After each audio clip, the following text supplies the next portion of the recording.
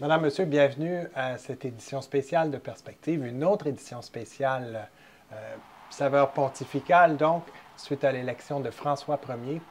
Au menu pour cette émission, un entretien. J'ai le plaisir d'accueillir sur le plateau de Ciel et Lumière le Père Gilles Mongeau. Merci d'être avec nous, Père Gilles.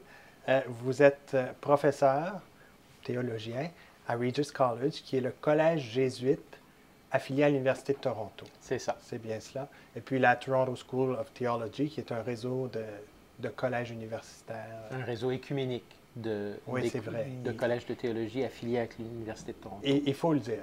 Je tiens à dire aux téléspectateurs que cet entretien était déjà prévu avant l'élection du cardinal Bergoglio, qui est un jésuite. Et lorsqu'on s'est parlé, suite à l'annonce, eh bien, on souriait certainement tous les deux, chacun de notre côté, de savoir d'abord que c'est le premier jésuite, un religieux donc, ça fait longtemps qu'on n'en a pas eu, et un jésuite de surcroît. Quelle était votre réaction? Surtout de la surprise. Bon, il y a quand même la première réaction, c'est un membre de la famille qui, qui est élu. Mais beaucoup de surprises parce que dans notre tradition, dans la Compagnie de Jésus, on fait un vœu de ne pas accepter les honneurs. Alors, la chance d'avoir un jésuite est minime parce qu'il n'y a pas beaucoup de jésuites déjà qui sont évêques et en plus cardinaux. Alors, c'est pour ça qu'il n'y en a pas eu jusqu'à maintenant de pape jésuite. Il y a tellement peu de jésuites qui... C'est intéressant ce que vous dites parce que ce n'est pas vu comme nécessairement comme un service? C'est vu comme un service, mais la vision d'Ignace pour la compagnie, c'était une compagnie en pèlerinage, une compagnie qui serait mobile. Et accepter un diocèse, c'est de s'immobiliser. C'est un service pastoral très important, mais c'est un changement. Ce n'est pas... Et en plus, Ignace voulait vraiment que nous soyons... que nous imitions celui qui s'appelait au temps d'Ignace le honestum, le prêtre honestum, c'est-à-dire le prêtre pauvre dans une paroisse pauvre qui n'avancerait pas, qui c'était vraiment son idéal, le prêtre qui est tout service. Est-ce que vous diriez qu'en ayant vu ces images, donc c'est ce que vous avez vu? Oui. Oui. Oui. J'ai beaucoup été impressionné. Bon, le geste de demander la bénédiction du peuple assemblé avant d'offrir sa bénédiction, ça a été émouvant, et c'est vraiment l'humilité qu'Ignace voulait pour un membre de la Compagnie de Jésus. Bien, on l'a. Merci de nous lancer là-dessus, puisqu'on l'a. On va le regarder ensemble.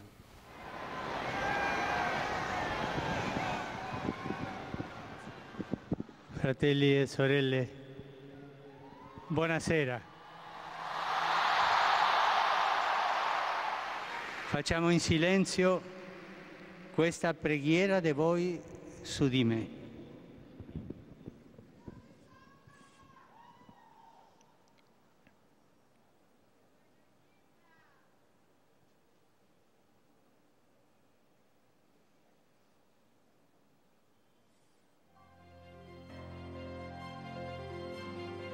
Vous parliez donc d'humilité. En demandant au monde, finalement, d'invoquer Dieu pour le pape. Qu'est-ce que... Moi, j'ai jamais vu ça, d'abord. Je ne sais pas si on a d'autres références dans l'histoire, là. Mais s'il y en a, j'en connais pas. On est au sommet de ce qui la personne qui est, dit-on, le souverain pontife, puis qui est le chef de 1,2 milliard de catholiques environ. Comment c'était où vous vous trouviez au moment de cette annonce, lorsque le pape est sorti, puis qu'il a demandé notre intercession, finalement? Eh bien, on avait commencé par... Les étudiants à Regis étaient vraiment contents. Alors, il y a eu tout le délire de joie en premier. Mais dès qu'il a demandé cette prière silencieuse, silence total. Eux aussi priaient pour le pape. Ouais. Et c'est la même réponse que j'ai vue, la même réaction que j'ai vue à la télévision, au Vatican. Les gens, tout de suite, en silence, comprenant, je pense, le sens du geste qu'il s'offrait et qu'il serait serviteur. Parce que c'est ça qu'il faut se rappeler, c'est que, oui, on dit souverain pontife, on dit chef de l'Église, mais le titre préféré, on espère, d'un pape, c'est toujours serviteur des serviteurs de Dieu. Oui. Et je pense qu'on a vu un moment où cet homme a dit, ce titre-là, je le veux, je le prends, je l'accepte. Si on retourne dans les dernières semaines, plusieurs cardinaux ont accordé des entrevues, puis on leur a tous demandé qu'est-ce que vous recherchez, quelle devrait être une des caractéristiques d'un pape. Et la chose qui est au sommet, c'est certainement la sainteté, ou une aspiration certaine à la sainteté, et qui est une inspiration pour les autres. Comment ça se traduit dans cette personne-là, de François Ier maintenant? Bon, je ne l'ai jamais rencontré, oui, non, mais je sais très bien ce qu'il a vécu, parce que moi aussi, je l'ai vécu. Tous les jésuites ont traversé le même pèlerinage, ont fait le même pèlerinage spirituel que François Ier, un pèlerinage qui commence avec les exercices spirituels de Saint Ignace, où on entre dans cette expérience de l'amour de Dieu, Dieu qui, premièrement, s'offre à nous pour nous sauver, qui nous libère, qui nous réconcilie avec lui en Christ, et qui, tout de suite, nous invite à servir avec lui. Celui qui m'a sauvé, celui qui m'a libéré, m'invite à participer à cette œuvre d'aider les âmes, et il y a toute la suite de l'imitation du Christ qui s'accentue dans les exercices jusqu'au moment de la croix où il y a cette profonde communion avec le Christ qui nous envoie, avec la résurrection, aider les autres avec le Christ. C'est une expérience forte. On l'expérimente 2 fois dans notre vie, au moins dans la compagnie, quand on est novice et quand on est à la fin, juste avant nos derniers vœux, à la fin de notre formation. Et c'est une expérience absolument marquante. Ajoutons à ça le pèlerinage, où pendant au moins 6 semaines, souvent plus longtemps, on est envoyé vivre dans la pauvreté, sans argent, pour vraiment entrer dans la providence de Dieu pour nous. C'est quelque chose qui marque chaque personne. On ne peut pas sortir de ça sans avoir été transformé profondément. Donc, lui-même a été formateur, il faut le dire. Oui, il a été maître des novices. Il a aussi été supérieur de la communauté de formation en théologie. Donc, ce que vous dites, là, c'est que certainement, c'est peut-être une évidence, mais quand même, la spiritualité jésuite va avoir une influence certaine sur cette papauté. Oui. J'ai remarqué, je faisais un petit peu de recherche cet après-midi, comme tout le monde. Après, Google est très, très utile. Ah, une chance, hein? Mais j'ai remarqué que sa devise en tant que cardinal rappelait un moment fort de la transformation de la Compagnie de Jésus dans les années 70, la 32e congrégation générale, où la Compagnie a dit nous sommes conscients d'être des pécheurs, mais aimés de Dieu, envoyés avec lui. Et sa devise de cardinal, bien qu'elle soit tirée des Écritures, rappelle exactement cette expression justement qui a orienté la Compagnie vers l'action pour la justice dans la société comme dimension constitutive du service de la foi. Les yeux du monde étaient tournés vers Rome, sont maintenant tournés vers ce nouveau pape. La pression doit être énorme. Il y a des attentes certaines et on a interviewé un collègue, le directeur de l'agence Immédiat, qui nous parle justement de ce qui sera au menu de François Ier lorsqu'il en prend les rênes du Vatican. On l'écoute.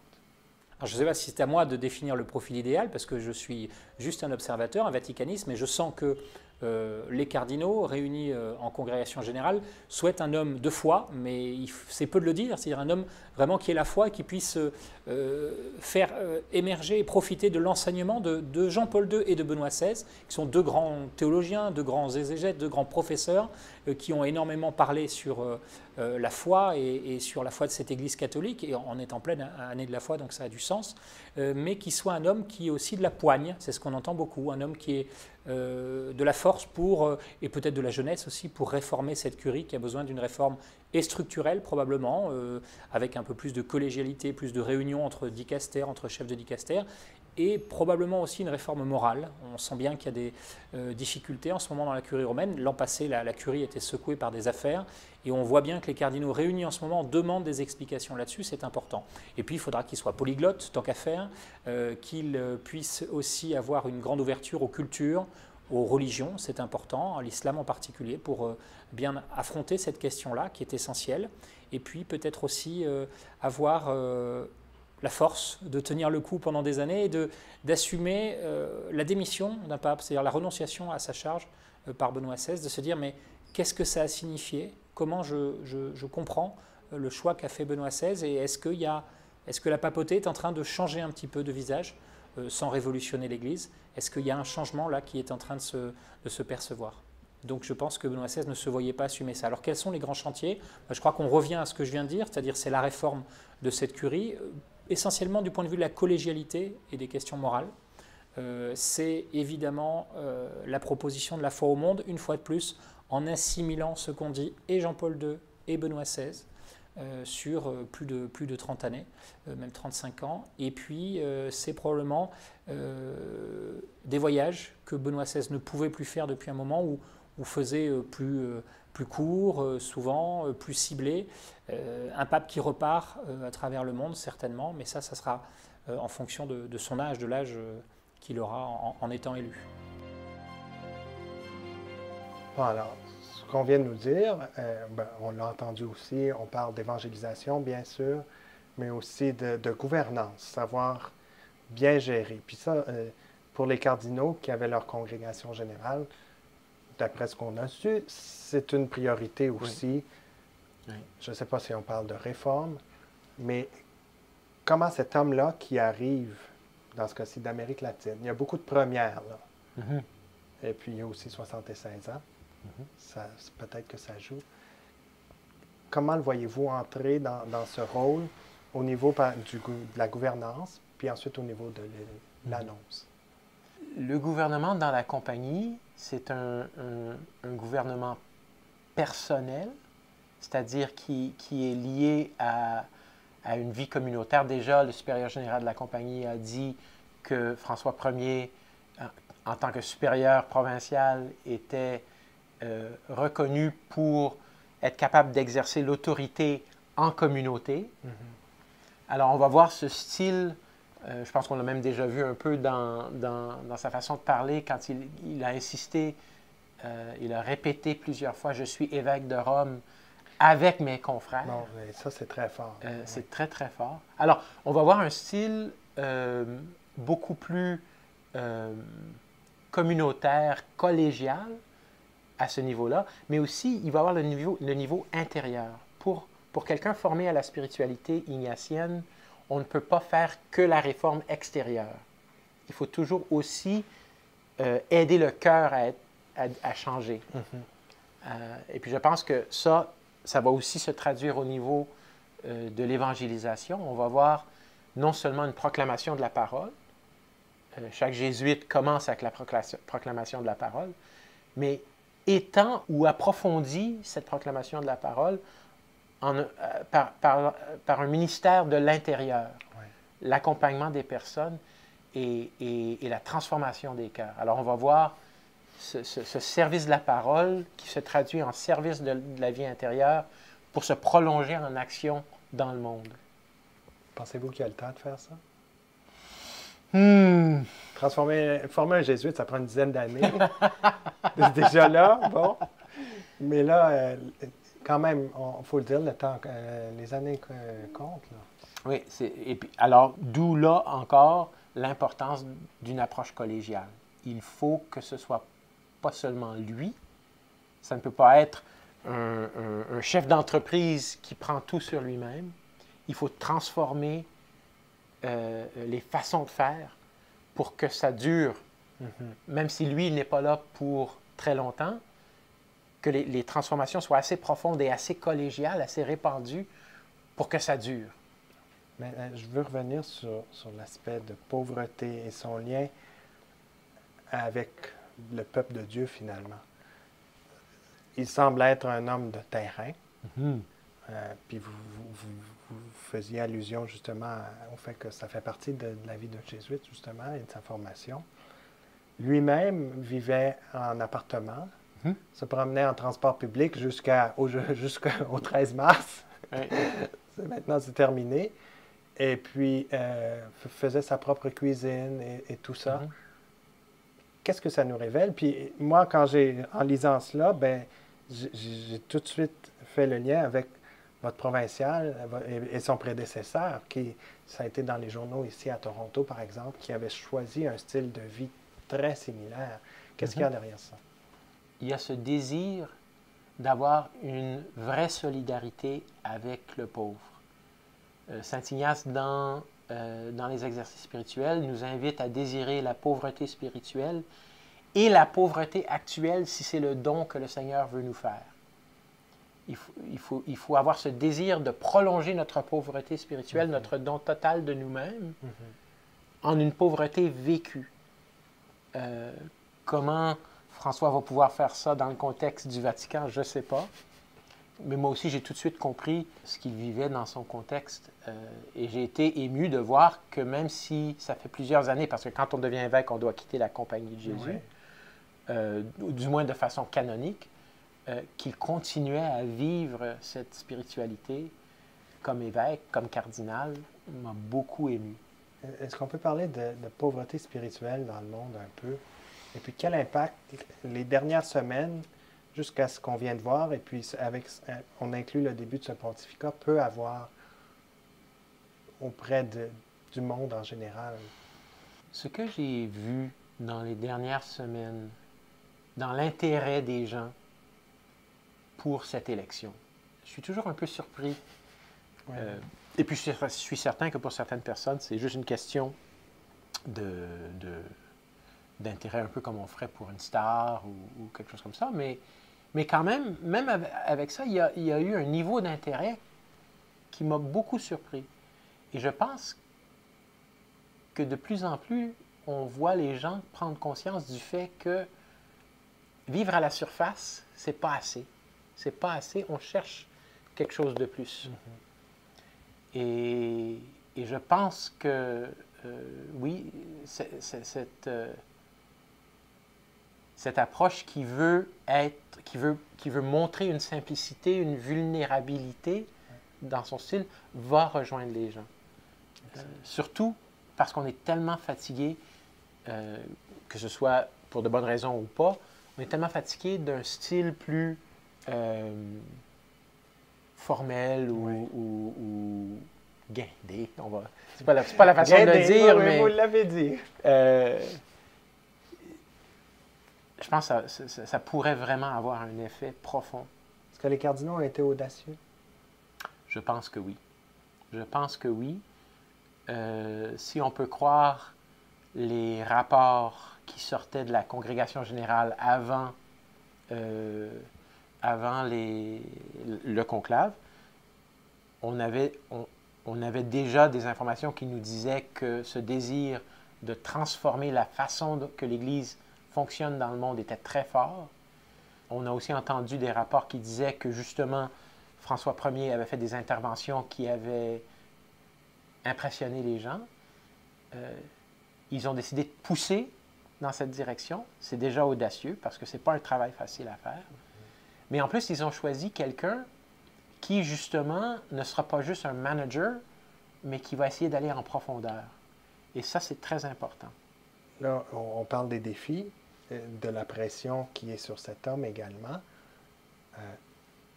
Au niveau séculier, il y a beaucoup été question de réforme du point de vue moral, par exemple. Et puis, on parle toujours des choses semblables, que ce soit l'ordination des femmes, le mariage des prêtres, le mariage entre conjoints de même sexe, etc. Ça, c'est une chose. De l'autre côté, il y a toute la question des abus sexuels, où Benoît XVI a quand même fait tout ce qu'il a pu, puis il y a faut le reconnaître peut-être. Et là, il y a ces éléments-là avec lesquels il doit composer, selon vous? Oui, absolument. Comment on gère ça? Je pense pas un conseil pour le pape, là, mais quand même. Non, mais je pense que une des choses qui semble échapper à plusieurs personnes qui ont commenté cette situation déjà, c'est qu'on ne peut pas commencer simplement avec les situations, disons, telles qu'elles existent. Il faut aller en arrière de ces situations-là. Quelle est la réalité plus profonde qui est sous-jacente, qui doit être transformée afin de vraiment pouvoir changer ce qui doit être changé, quoi que ce soit la question des abus sexuels ou de questions morales qu'on voudrait ou pas changer. Il faut aller en dessous de ça pour parler d'une conversion plus profonde au Christ. Il faut parler d'une réforme profonde qui retrouve la mission de l'Église au cœur du Vatican, mais au cœur des paroisses, au cœur des évêchés, au cœur des diocèses. Et c'est seulement à partir de cette redécouverte, déjà Benoît XVI nous le signalait. Il nous a ramené à ça, on est en pleine année de la foi. Il nous le signalait déjà. Je pense qu'il va falloir continuer ça, tout en commençant à vraiment s'attaquer au...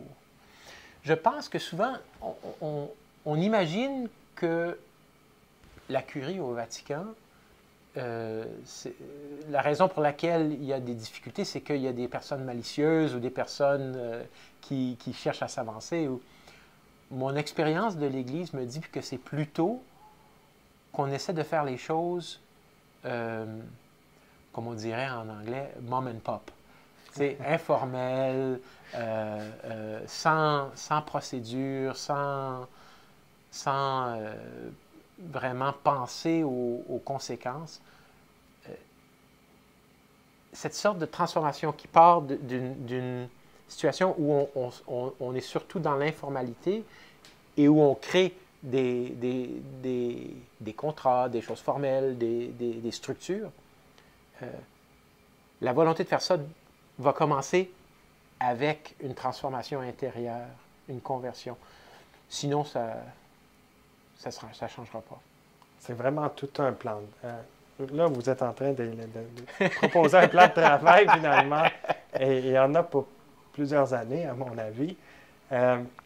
On termine, là, avec cette nouvelle ère qui s'ouvre. Nouvelle ère parce que, tout simplement, c'est un nouveau pape, on s'entend, là. Quelle est votre espérance? J'en parlais avec un collègue à Regis cet après-midi, et tous les deux, on a dit la même chose. Si il est capable d'être centré sur la spiritualité des exercices, même s'il ne fait plus les exercices spirituels, je ne sais pas, là, mais s'il est capable de rester centré sur ça, sur son humanité transformée, le reste va se placer, le reste va se faire. Et mon espoir, c'est ça, c'est qu'il va être vraiment ancré dans cette spiritualité afin de pouvoir... son expérience à la lumière du Christ. Oui. Oui. Merci beaucoup. C'est un grand plaisir. Et puis, on prie pour notre Saint-Père maintenant, évêque de Rome. Merci, Gilles Mongeau. Et merci à vous à la maison. Vous pourrez revoir cette émission en ligne sur le site de Télévision Ciel et Lumière. Je vous remercie d'avoir été des nôtres. Je suis Sébastien Lacroix. À la prochaine.